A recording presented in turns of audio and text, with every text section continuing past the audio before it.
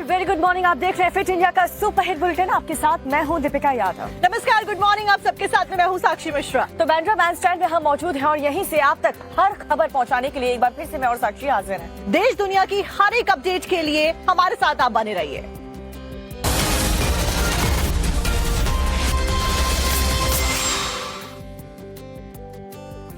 और fit India की शुरुआत करते हैं बड़ी खबर के साथ। हैदराबाद से खबर, जहां पर एक्टर अल्लू अर्जुन की मुश्किलें हैं कि खत्म होने का नाम नहीं ले रही हैं। हंगामा किया गया अल्लू अर्जुन के घर के बाहर। उस्मानिया यूनिवर्सिटी के स्टूडेंट्स ने जमकर प्रदर्शन किया। जी, अल्लू अर्जुन की मुश्किलें जो है वो कम होने का नाम नहीं ले रही है। ऐसे में पुलिस प्रशासन की टीम को भी अलर्ट रहने के लिए कह दिया गया है, एक्शन लेने के लिए कह दिया गया है कि किसी भी तरीके की दिक्कत ना हो, कानून व्यवस्था बनाए रखने के लिए एक्शन ले। सीएम की तरफ से ये कहा गया है।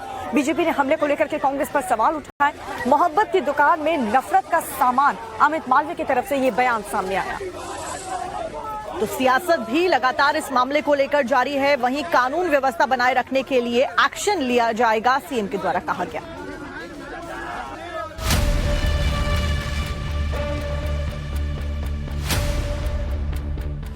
अल्लू अर्जुन की फिल्म पुष्पा 2 अपनी रिकॉर्ड तोड़ कामयाबी की वजह से सुर्खियों में है, लेकिन खुद अल्लू अर्जुन इन दिनों भारी टेंशन में है।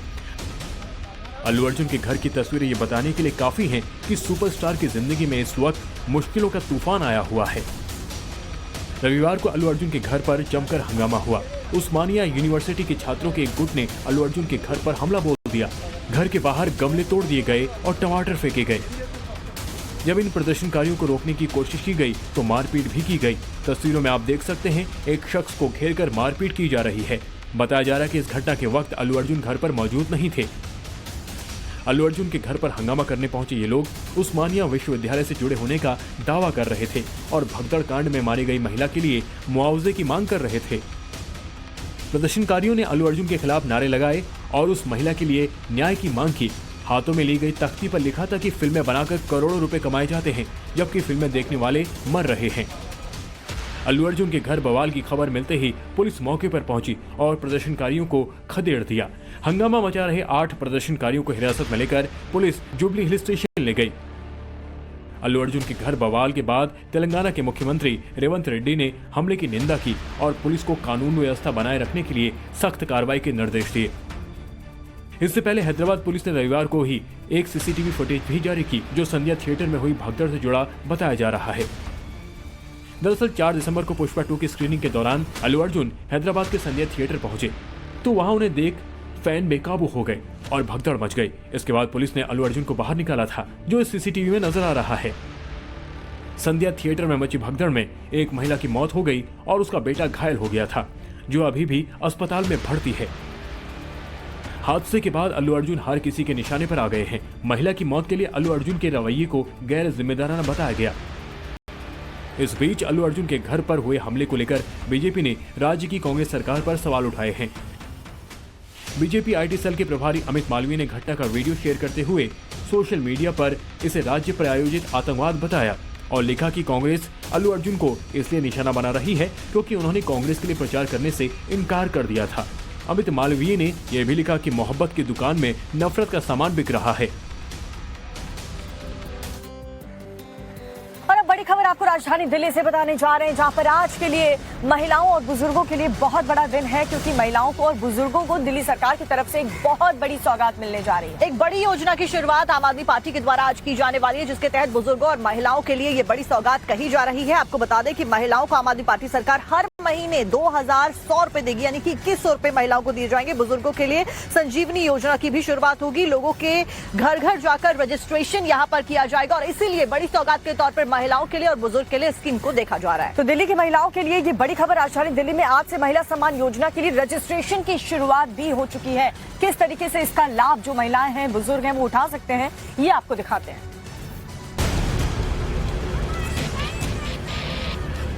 दिल्ली विधानसभा चुनाव का कैलेंडर अभी जारी नहीं हुआ है, लेकिन चुनाव नए साल में जनवरी फरवरी में हो सकते हैं। इसका काउंटडाउन भी तेजी से चल रहा है, इसलिए सियासी दलों के महारथी अपने अपने मुद्दों के साथ मैदान में उतर आए हैं। आगामी विधानसभा चुनाव के लिए आम आदमी पार्टी ने बड़ा दांव खेल दिया है। दिल्ली सरकार की तरफ से महिलाओं के लिए महिला सम्मान योजना और 60 साल के ऊपर के बुजुर्गों के लिए संजीवनी योजना लॉन्च की गई है। आम आदमी पार्टी की महिला सम्मान योजना का मकसद उन महिलाओं को आर्थिक मदद पहुंचाना है जो 18 साल से ज्यादा की हैं, किसी सरकारी नौकरी में नहीं है और जिन्हें कोई पेंशन नहीं मिलती। योजना के तहत महिलाओं को हर महीने 2100 रुपए दिए जाएंगे। दिल्ली में 35 से 40 लाख महिलाओं को इसका फायदा मिलेगा, जबकि बुजुर्गों के लिए लाई गई संजीवनी योजना सभी सरकारी और निजी अस्पतालों में लागू होगी। अमीर और गरीब सभी बुजुर्गों के लिए समान रूप से उपलब्ध होगी। साथ ही इस योजना में कोई अपर लिमिट नहीं होगी, यानी बुजुर्गों की बीमारी पर जितना भी खर्च होगा उसे दिल्ली सरकार वहन करेगी। इन दोनों ही योजनाओं के लिए आज से रजिस्ट्रेशन की शुरुआत होने जा रही है। आम आदमी पार्टी के राष्ट्रीय संयोजक और दिल्ली के पूर्व मुख्यमंत्री अरविंद केजरीवाल ने रविवार को रजिस्ट्रेशन कार्यक्रम का ऐलान किया। इसके अलावा केजरीवाल ने बीजेपी पर आरोप लगाते हुए कहा कि दिल्ली में बड़े पैमाने पर वोट रद्द किए जा रहे हैं।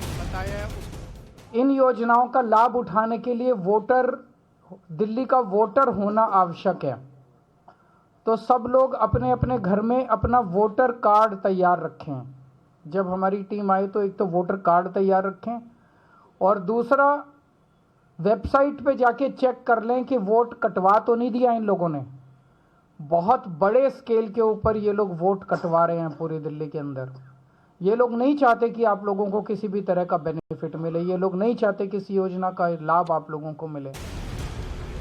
इधर बीजेपी ने इन योजनाओं को लेकर अरविंद केजरीवाल पर निशाना साधा है। बीजेपी सांसद बांसुरी स्वराज ने कहा कि विधानसभा चुनाव को देखते हुए महिला सम्मान योजना और संजीवनी योजना की भी घोषणा सिर्फ और सिर्फ चुनावी जुमले हैं, जिनका कोई वास्तविक आधार नहीं है। जनता के साथ ये चुनावी छलावे बंद करिए। पंजाब की बहनें अभी भी तरस रही हैं। पंजाब में भी यही सेम इन्होंने घोषणा करी थी कि महिलाओं के खाते में पैसे जाएंगे।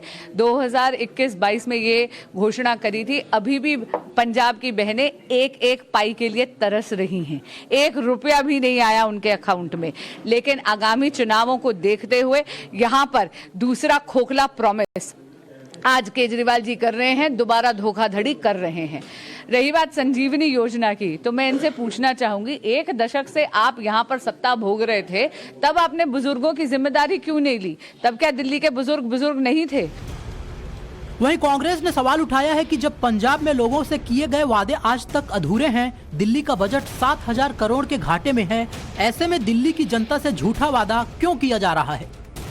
कहाँ से देंगे? 7000 करोड़ का घाटे में बजट है। पंजाब में कहा था प्रति महिला को 1000 देंगे, 2 साल हो गया सरकार को, वहाँ दे पाए? ये सब झूठ बोल रहे हैं चुनाव जीतने के लिए। चुनाव के बाद कुछ नहीं देंगे। अरे 2011 से राशन कार्ड नहीं बने हैं। ये राशन कार्ड नहीं बने, हुआ क्या है? कुछ नहीं किया है। अब ऐसे में बड़ा सवाल यह है कि दिल्ली विधानसभा चुनाव में क्या कांग्रेस अपना वर्चस्व कायम रख पाएगी, जो दिल्ली में पिछले 3 टर्म से लोकसभा में नरेंद्र मोदी पर 100% यकीन करती आई है। क्या वो इस बार बीजेपी का लगभग 27 साल का दिल्ली का वनवास खत्म करेगी, या फिर लगातार चौथी बार विधानसभा की चाबी अरविंद केजरीवाल को सौंपेगी? और इस बीच इस वक्त की बड़ी खबर दिल्ली से, जहां पर संसद में धक्का मुक्की कांड को लेकर आज जो घायल सांसद थे उनके बयान दर्ज किए जा सकते हैं। इसके साथ साथ में सीसीटीवी फुटेजेस को खंगालने की कवायदें भी तेज हो गई हैं। आपको बता दें, सीबीआई की टीम इस पूरे मामले को लेकर के बयान दर्ज कर सकती है। फुटेज के लिए संसद सचिवालय से संपर्क भी किया जा सकता है कि वहां पर जो कुछ भी हुआ, किसने किसको धक्का मारा और संसद में उस वक्त जो कुछ भी हुआ उसकी फुटेज मिल सके, ताकि इस पूरे मामले की सही तरीके से जांच हो सके। आपको याद होगा कि संसद में धक्का मुक्की के बाद में राहुल गांधी की मुश्किलें बढ़ गई थी और आज घायल सांसदों के बयान क्राइम ब्रांच की टीम के द्वारा दर्ज किए जाने, ऐसे में आज का दिन बहुत ज्यादा अहम हो जाता है। इसी के साथ में फुटेजेस के लिए संसद सचिवालय से संपर्क भी किया जाएगा। सीसीटीवी फुटेजेस कलेक्ट किए जाएंगे और आगे इन्वेस्टिगेट किया जाएगा। बूढ़े को गिरा दिया जाएगा। इतना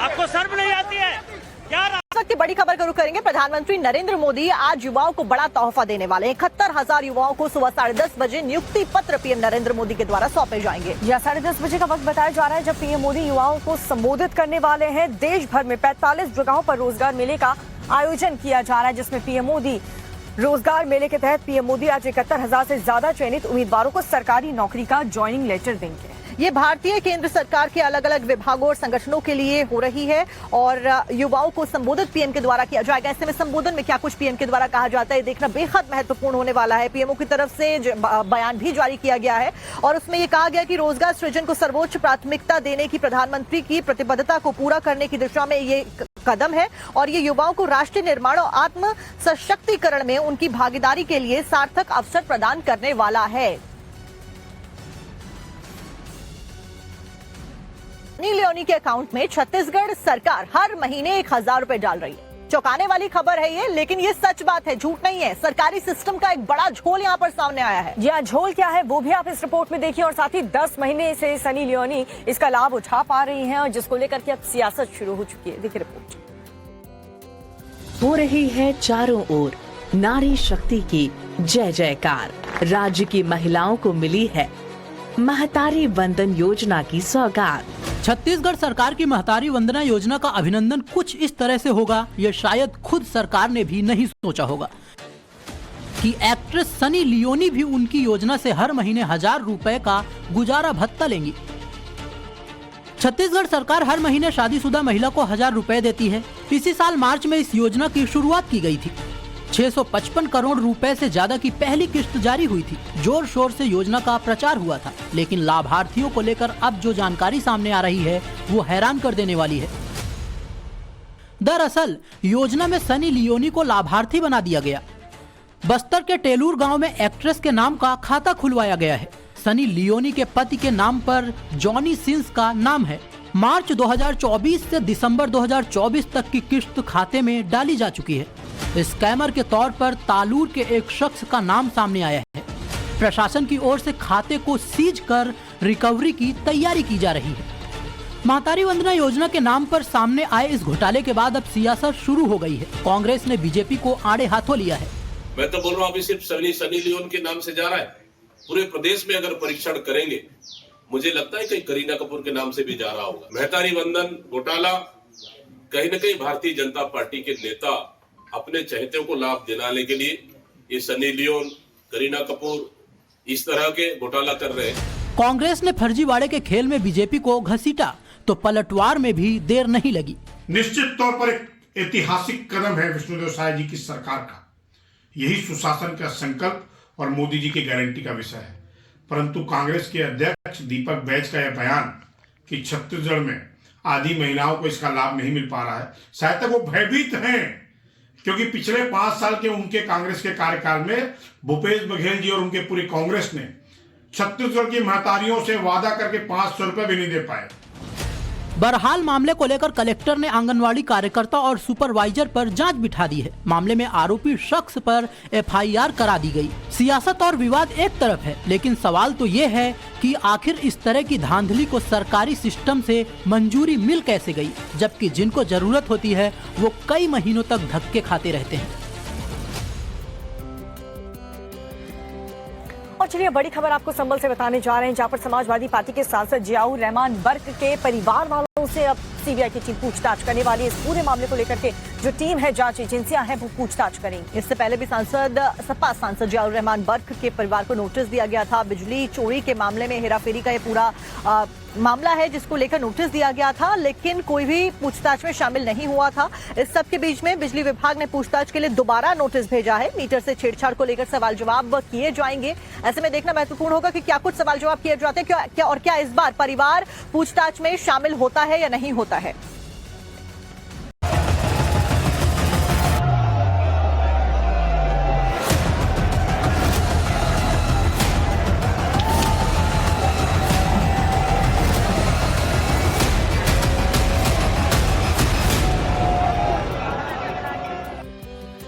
अब खबर प्रयागराज में महाकुंभ से जुड़ी हुई आपको बताने जा रहे हैं, जहां पर आज प्रयागराज के दौर पर मुख्यमंत्री योगी आदित्यनाथ रहने वाले हैं और साथ ही अधिकारियों के साथ पूरी तैयारियों का जायजा लेंगे। तो संगम नगरी में तैयारियां फिलहाल जोरों शोरों पर चल रही है। महाकुंभ को लेकर तमाम व्यवस्थाएं हैं वो कर दी गई हैं। बड़े स्तर पर तैयारियां चल रही है। ऐसे में मुख्यमंत्री योगी आदित्यनाथ लगातार महाकुंभ की तैयारियों का जायजा लेने के लिए पहुंच रहे हैं और आज भी मुख्यमंत्री की मौजूदगी प्रयागराज में रहने वाली है, जहां पर दिशा निर्देश उनके द्वारा जारी किए जाएंगे और क्या कुछ व्यवस्थाएं की गई हैं उसका जायजा लेते हुए मुख्यमंत्री योगी आदित्यनाथ आज प्रयागराज में नजर आने वाले हैं।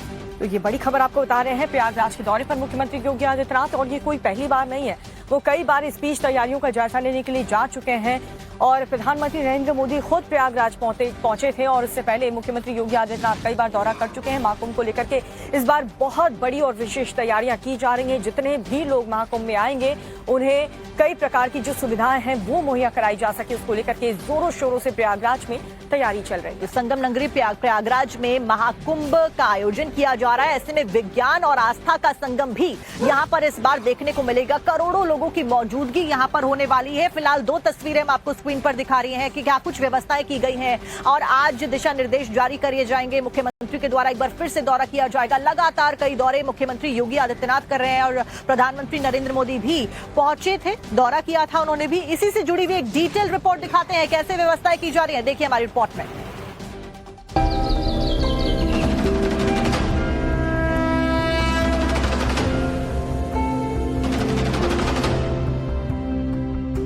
ये सनातन संस्कृति की भव्य झलक है जिसका यशोगान भारत में ही नहीं बल्कि विदेशों में भी है।